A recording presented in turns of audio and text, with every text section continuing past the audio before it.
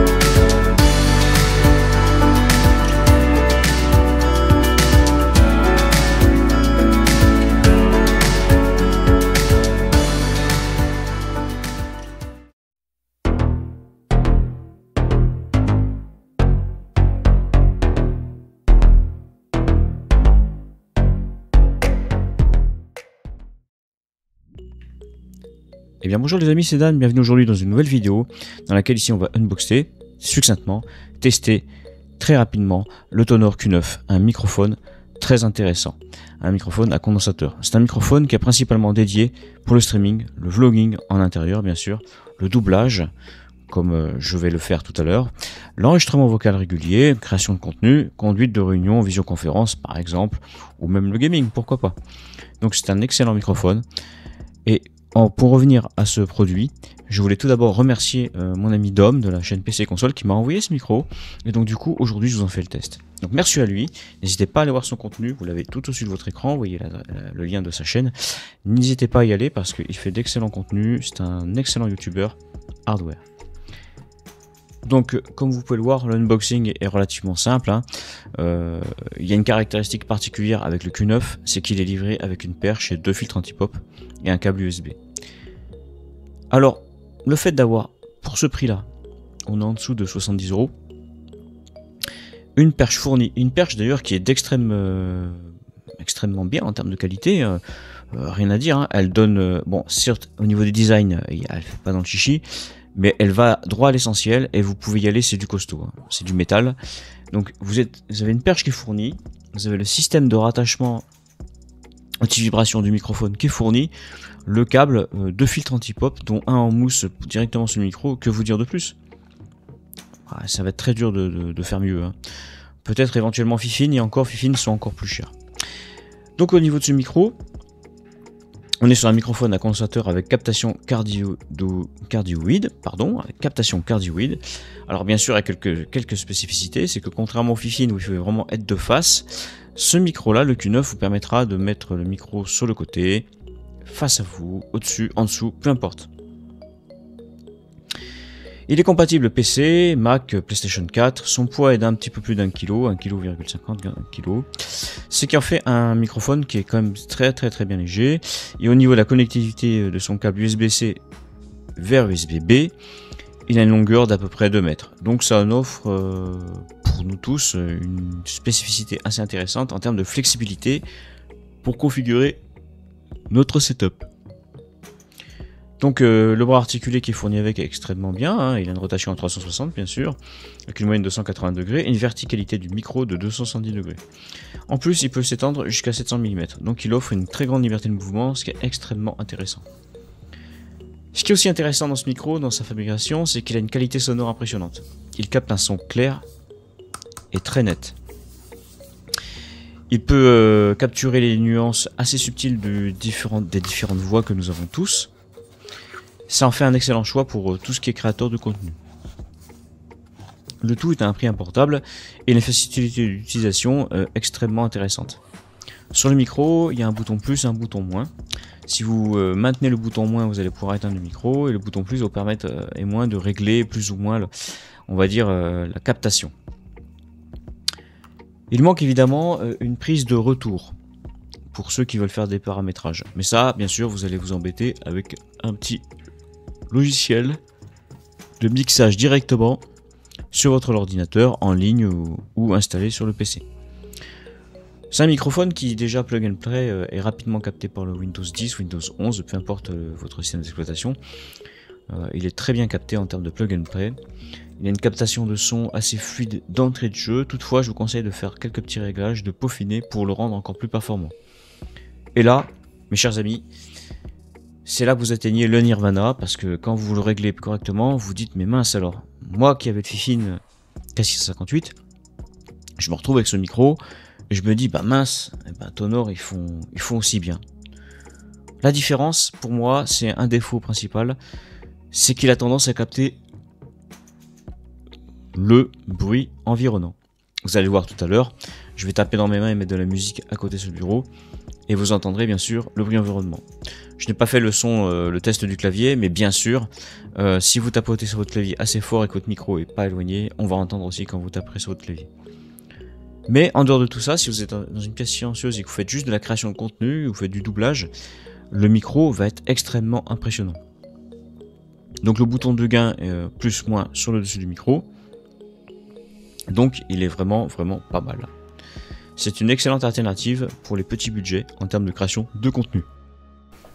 Donc je suis actuellement avec le micro Tonor Q9, je suis à environ 20 cm du micro, je suis sur le côté du micro, je ne suis pas face au micro. Donc là vous avez le son du micro quand je suis en face. Donc là j'appuie tout doucement plusieurs fois sur le bouton plus, donc on va jusqu'à la saturation. Et j'appuie sur le bouton moins pour descendre un peu la saturation. Donc là vous avez mon son un petit peu mieux optimisé après avoir descendu un peu le bouton moins. Sans rester appuyé dessus bien sûr pour le couper tout simplement. Donc toujours avec le micro Q9 de la marque Tonor, là je suis devant le micro, pas sur le côté. Le micro il est posé face à moi, donc le dessus du micro est face à moi. Donc là je discute à peu près 20 cm. Maintenant je vais taper dans les mains sur les côtés du micro à peu près 20 cm. On va voir si vous entendez quand je tape dans les mains. Donc je vais me taire et je vais taper dans les mains. Donc à ce niveau-là, pas de problème. Vous allez voir ce que ça va donner au niveau du rendu. On fera la conclusion après. Et maintenant, je vais mettre de la musique posée sur mon bureau pendant que je vais parler. On va voir si pendant que je parle, on a une atténuation du son ou pas. Je ne pense pas parce que je n'ai pas mis de traitement de logiciel. Donc j'arrête de parler et je vais laisser la musique à peu près 40 cm.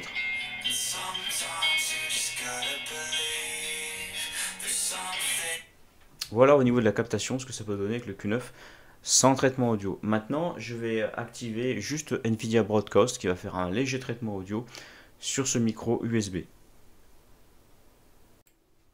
Donc là je viens d'activer le logiciel NVIDIA Broadcast qui est un logiciel extrêmement simple. Je l'ai couplé au Tonor Q9 et actuellement vous entendez ma voix qui est traitée par ce micro logiciel où j'ai laissé le micro à peu près 10-15 cm. Là, il est sur le côté. Donc, ce qu'il y a de bien avec ce micro, c'est que vous n'êtes pas obligé de le positionner vraiment face à vous.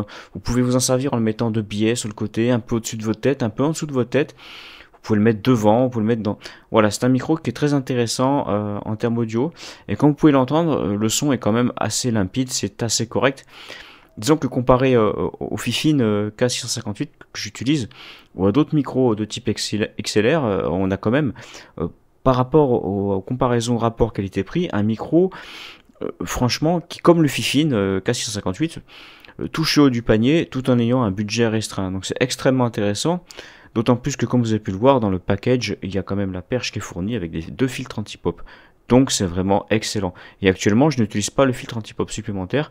Je n'utilise que la mousse anti-pop qui est autour du micro. Donc là, vous avez vraiment quelque chose d'extrêmement limpide. C'est très impressionnant, c'est très agréable. La capsule de condensateur Cardio ID permet au Q9 de capturer un son immaculé et précis et d'annuler le bruit d'environnement, parfait pour l'enregistrement et la communication. Équipé d'un grand diaphragme de 16 mm, d'une large réponse en fréquence de 20 Hz à 20 kHz et d'un chips semi-professionnel, le microphone Q9 offre une combinaison parfaite de clarté, de chaleur, de portée étendue et de capacité SPL élevée. Il est d'une conception conviviale, c'est un excellent microphone. La capsule de condensateur Cardio ID permet au Q9 de capturer un son immaculé et précis et d'annuler le bruit de l'environnement. Parfait pour l'enregistrement et la communication. Équipé d'un grand diaphragme de 16 mm, d'une large réponse en fréquence 20 Hz à 20 kHz et d'un chips semi-professionnel, le microphone Q9 offre une combinaison parfaite de clarté, de chaleur, de portée étendue et de capacité SPL élevée. Il est d'une conception conviviale. C'est un excellent produit. Alors pour moi, ce micro est la meilleure alternative pour le rapport qualité-prix en termes de budget pour ceux qui veulent débuter dans la création de contenu ou même qui veulent aller plus loin. Parce que mesdames, messieurs, ce micro vous permettra d'aller plus loin et même d'aller plus haut directement. Pas besoin d'avoir un micro, de mettre une installation à plus de 500 €. Avec le Q9, vous pouvez faire de la création de contenu, même à haut niveau, il n'y a pas de difficulté si vous le paramétrez bien. Il a une très large plage de fréquence, c'est très bien, son diaphragme est sensible parce qu'il fait 16 mm. Et sa marge de fréquence au niveau de la plage qui est assez large, comme je vous l'ai dit, de 20 Hz à 20 kHz, ça capture vraiment chaque détail de votre voix et les sons environnants. C'est la seule difficulté qu'il y a dessus. Donc on peut capturer un son de très haute qualité. Il arrive à éliminer un petit peu les bruits de fond, mais pas suffisamment, c'est un petit peu le défaut. Mais comme il est équipé d'un support anti-choc en métal et d'un filtre anti-pop, ça limite au niveau des facteurs en risque accidentel au niveau de l'enregistrement pour tout ce qui est audio et parasites. Ceci étant dit, je vous conseille d'utiliser dans une pièce relativement silencieuse, d'éviter d'avoir de la musique en fond, de tapoter votre clavier, ou de taper dans vos mains, ou de discuter avec quelqu'un à côté. Parce que ça va s'entendre, malheureusement. Mais si vous utilisez des logiciels un peu plus avancés que NVIDIA Broadcast pour filtrer tout ça, vous arriverez encore à optimiser encore plus ce micro. Donc est-ce qu'il vaut le coup? Oui, pour moi c'est un des meilleurs rapports qualité-prix actuellement, après ou avant le Fifine. Je dirais même, sur la qualité audio, il serait au-dessus du Fifine, et pour la réduction de bruit et la filtration, le filtrage tout simplement, on va utiliser des mots français, pour le filtrage des sons parasites, le Fifine reste au-dessus. Donc ils se valent aussi bien l'un que l'autre. Mais l'avantage tarifaire revient au Tonor, qui est un excellent micro, et d'ailleurs cette marque, si vous allez sur leur site, comme je vous l'ai montré au fur et à mesure de la vidéo, n'hésitez pas à y aller, je ne suis pas affilié à eux, mais ils font des produits de vraiment très très bonne qualité, et je suis de plus en plus surpris, c'est le deuxième micro que je teste de leur marque, et je suis extrêmement et agréablement surpris.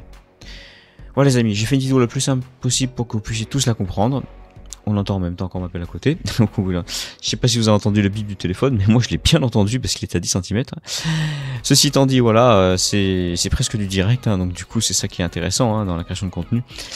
J'espère que vous avez apprécié cette vidéo, je vous dis à très bientôt pour une nouvelle vidéo. On se retrouve le mardi et le vendredi à 20 h. En attendant, prenez soin de vous les amis,